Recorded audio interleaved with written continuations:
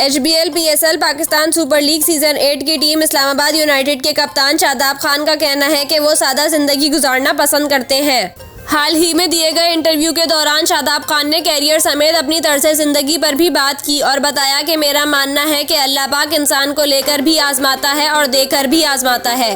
जब अल्लाह ने हमें इज्जत दी है तो यकीनन हमसे सवाल होगा कि हमने इस इज्जत और शोहरत का इस्तेमाल कैसे किया।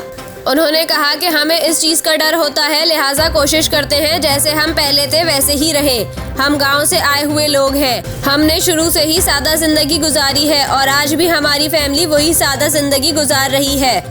शादाब खान का कहना था, मैं आज भी सादा ज़िंदगी गुजारना चाहता हूँ। आज भी जब घर जाऊँ तो मैं पहले की तरह ही ज़मीन पर सोता हूँ। मेरी कोशिश होती है कि मैं आज भी वैसा ही रहूँ क्योंकि मैं सादा ज़िंदगी गुजारने में ही सुकून महसूस करता हूँ। इस्लामाबाद यूनाइटेड के कप्तान ने मजीद कहा कि मैं अदाकारी नहीं करता, मेरी नेचर जो है मैं वैसा ही हूँ।